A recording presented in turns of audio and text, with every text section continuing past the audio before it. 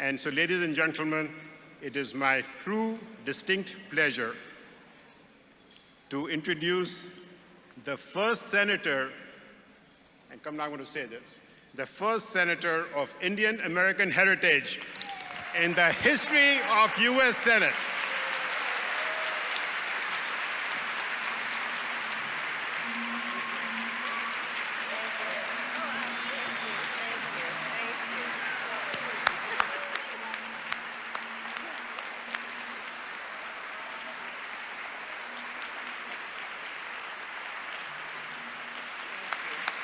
Thank you very much. Thank you. Get this out of your way. I'll get this out of your way. You want some water or something? I'm fine. I'm fine. Thank you. Thank you, Deepak. And for the work of Pratham and everyone here for the work that you do supporting this very noble and important work. Deepak has been talking with me for years about his commitment to education, to our young people, to our future, and to doing everything that is necessary to organize so many leaders to come together in support of those whose voices must be heard and those who must be seen. And Deepak, I cannot thank you enough for your friendship and your leadership, and everyone here for the work you are doing supporting Pratham. So thank you very much. So it's been a really long week. And I'm really glad to be here.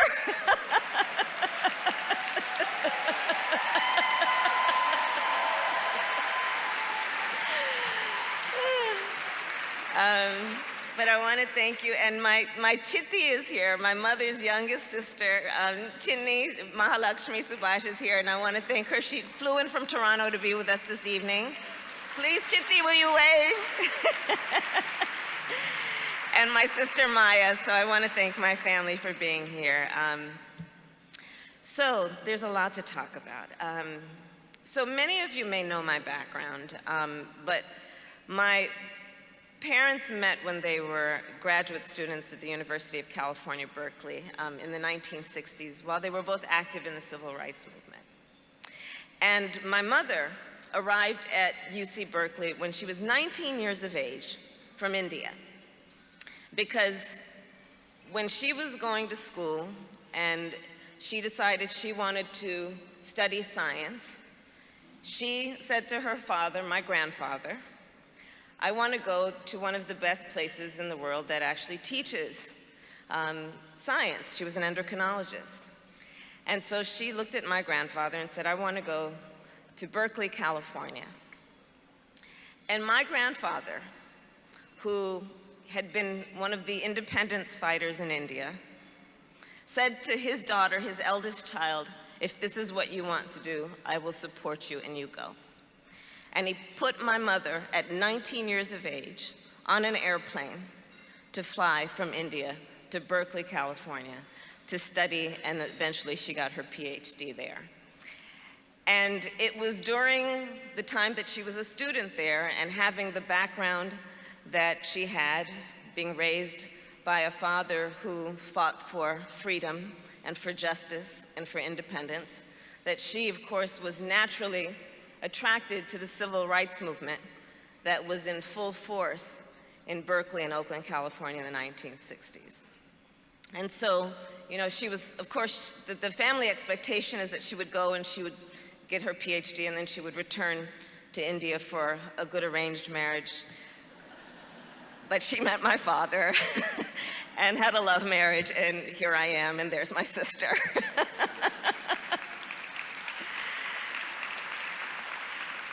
But I will tell you, my grandfather was one of the most influential people in my life. In fact, he convinced me that I was his favorite grandchild. And I know he convinced each of his grandchildren they were his favorite grandchild. But I remember so vividly, and we would go back to India every other year when I was growing up. And I remember in particular the times that I spent with my grandfather. They lived in, he by this time had retired. They were living in Madras, then called Madras, now Chennai, in Besant Nagar. And I remember my grandfather had a ritual with his buddies, who were like him, people who had served and who had fought, and they were all retired, and they had this ritual of walking on the beach every morning. And my grandfather would let me walk with him during these walks on the beach. And it was considered a very big honor because no one in the family was allowed to walk with my grandfather on these walks with his buddies. And I would hold his hand, and I remember the stories that they would tell and the passion with which they spoke about the importance of democracy.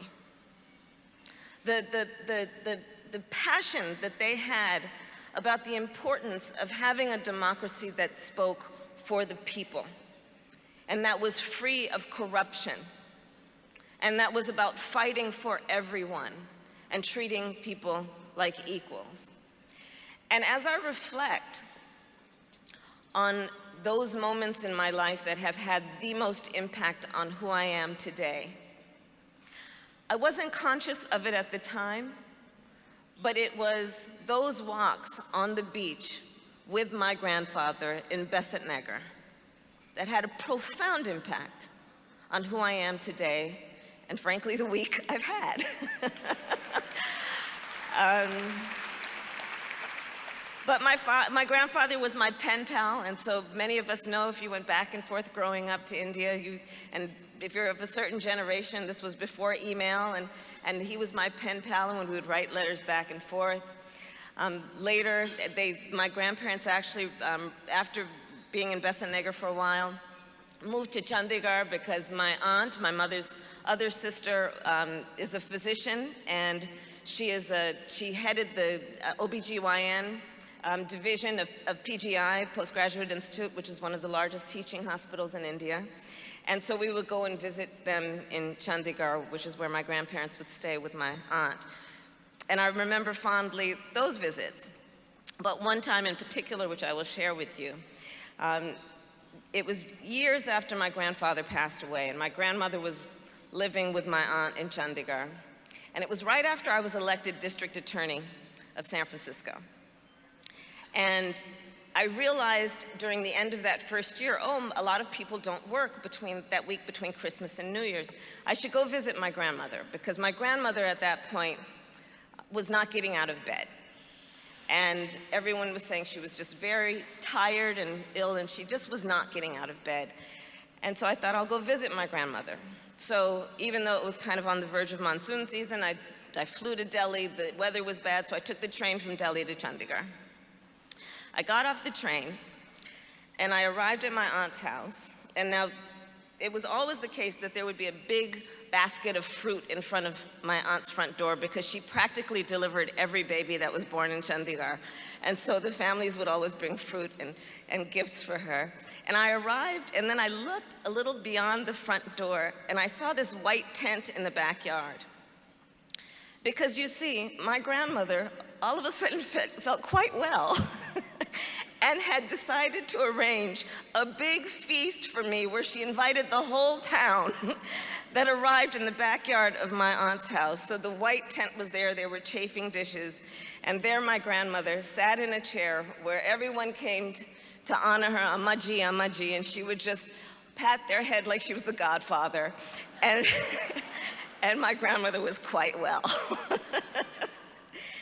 But these are among the memories and the experiences that have influenced who I am today.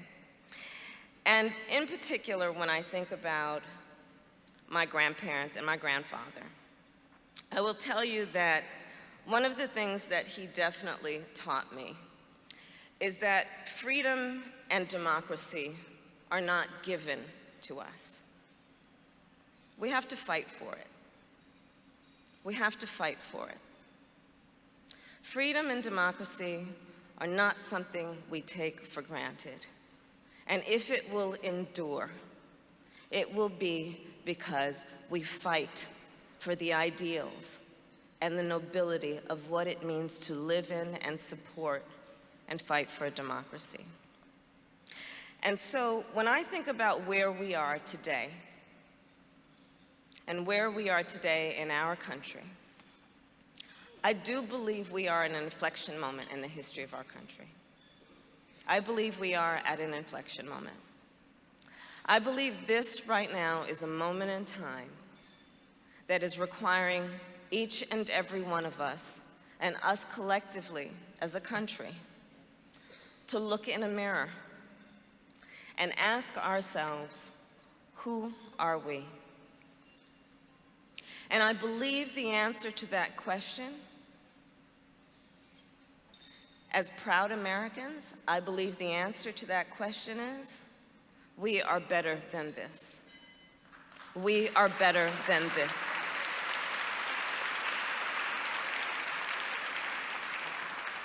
And I think about this in the context of so many things, including this. It is no secret for anyone here that there are powerful voices that are sowing hate and division among us. In fact, my husband Doug and I, we have 2 children. One she's actually a freshman at Parsons, but graduated high school right after I was elected to the Senate. And she asked me to come and speak to her high school class. And so I went, and they gathered a bunch of the high school seniors in the library, and I spoke with them. And one of the first questions, a student raised her hand and asked me, what are we going to do about a divided America? And that question broke my heart.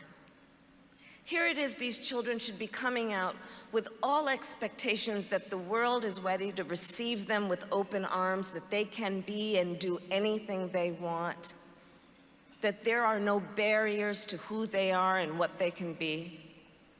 Yet the question was, what are we going to do about a divided America? And so I looked at her and I told her what I really believe. I said, I reject the premise. I don't believe we are divided. I believe the vast majority of us have so much more in common than what separates us. And now is the time more than ever to hold on to that as a fact. The vast majority of us have so much more in common than what separates us. And I said, you know, I know this to be true for many reasons. I know it to be true based on all my life's experiences, some of which I have shared with Pratham tonight. I know it to be true based on so many professional experiences. I know it to be true based on what I call that middle of the night, 3 o'clock in the morning thought. And you all are looking at me, okay, where are you going with this? The 3 o'clock in the morning thought. You know, some people call it the witching hour.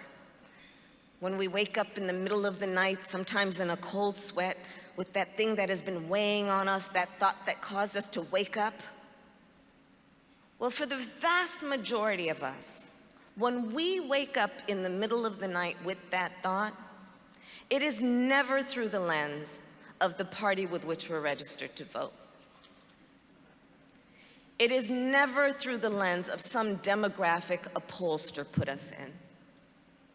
And for the vast majority of Americans, when we wake up in the middle of the night with that thought, it has to do with one of just very few things. Our personal health, the health of our children or our parents. For so many Americans, can I get a job, keep a job, pay the bills by the end of the month, retire with dignity? For so many of our students, can I pay off those student loans? The vast majority of us have so much more in common than what separates us. And this is a moment to hold that truth and fight for it. And do it also in a way that appreciates that there are so many people in our country right now who are skeptical, who are critical, who are distrustful of their government and its institutions and leaders. And we have to deal with that. And let's think about it then in the context of relationships of trust. The relationship of trust by its very nature is a reciprocal relationship. We give and we receive trust. And one of the most important ingredients in a relationship of trust is truth. But there's a funny thing about truth. Speaking truth can often make people quite uncomfortable. And for people like me, who are in elected office and leaders of one type or another, there is usually a goal and an appetite that we will speak and we will sprinkle lovely dust around the crowd and everyone will clap and they will feel very good about themselves, and then we will walk away feeling very satisfied with our job. Speaking truth does not always achieve that goal. Speaking uncomfortable truths does not always achieve that goal. But there's this thing about truth also. Yes, people may walk away from that conversation saying, I didn't particularly like what I had to hear, but they will also walk away from that conversation respecting that it was an honest conversation. And so here's what I'm talking about in terms of speaking truth at this moment. Let's speak truth. If Charlottesville didn't make it clear, if the statistics that we are familiar with don't make it clear, racism, sexism, homophobia, anti-Semitism are real in this country. Let's speak that truth so we can deal with it. Let's speak the truth that right now in the United States, crimes against South Asian Americans since the election in November of 2016 have increased by 45%. Let's speak that truth so we can deal with it. African Americans are still the #1 target for hate crime in the United States. Let's speak that truth. Let's speak the truth that wages are not keeping up with the cost of living, that ripping children from the arms of their parents is not about border security. Let's speak these truths. Let's speak the truth.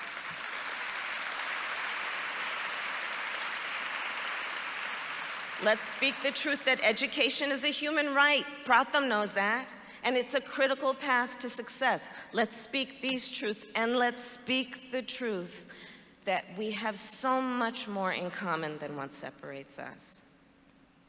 So I believe this is our collective fight. I believe all of us as Americans have a stake in this fight and in the outcome. And in that way, I believe we are all in this together. I believe that this is a collective fight when we know that 1 in 5 Indian Americans have experienced discrimination in the workplace. When we look at women and people of color and LGBTQ people and know that they have also been discriminated against in the workplace. It's a collective fight. I look at it when I look at the issue of what my mother did, an Indian-born woman marching with African Americans and other Asian Americans and Latinos and all stripes, knowing this was a collective fight. I look at this and I think about it in the context of knowing that all that we need to fight for, when we fight for a democracy, is when we fight together, we do it knowing it is in our common interest, in our individual interest and in our common interest. And at this moment in time, I believe it is critical that we embrace with pride the fact that when we do this, it is in our collective interest. And finally, I'll just share with you one last memory. And that's because of the season that we are in now. And I was just talking with my chitti about this. One of my favorite trips was to go to India for Diwali. And of course, everyone here knows that Diwali is the festival of light. But the other thing about Diwali is it symbolizes lightness over darkness. It symbolizes bringing the light where there is dark. And Maya and I were joking. I mean, I remember as a child, we would go and then we'd have to wake up. You know, it felt like the middle of the night, but it was early in the morning before the sun rose. Everyone had to bathe. And then we would do namaskaram in front of my grandfather, and he would give us jewelry and nice clothes. And then we would go in the streets with firecrackers. And it was one of the most joyous occasions. And it was an occasion, as I know now as an adult, that was not just about lighting firecrackers and running through the streets with lights. It was about the importance of bringing light where there is darkness. And so in closing, I say this. This is one of those moments where we know when we stand up, when we speak truths, when we do it as a collective, knowing we are all in it together, knowing we all have so much more in common than what separates us. That this is a noble effort, and it is about love of country. And so the final point is this. Years from now, our children and our grandchildren and others will look at us. And they will look at us, they'll look in our eyes, and they will ask us, where were you at that inflection moment? Where were you? And what I know, based on everyone here and the work you are doing, is that our answer to that question will be we were here tonight with each other. And our answer to that question will not simply be about how we felt. Our answer will be what we did. What we did to participate. What we did to give back. What we did to give forward. What we did to stand up and to be proud, to bring lightness where there may be darkness, and to do it all in the name of those things that we hold sacred and dear. So I thank you all very much for all that you are doing. Have a good evening.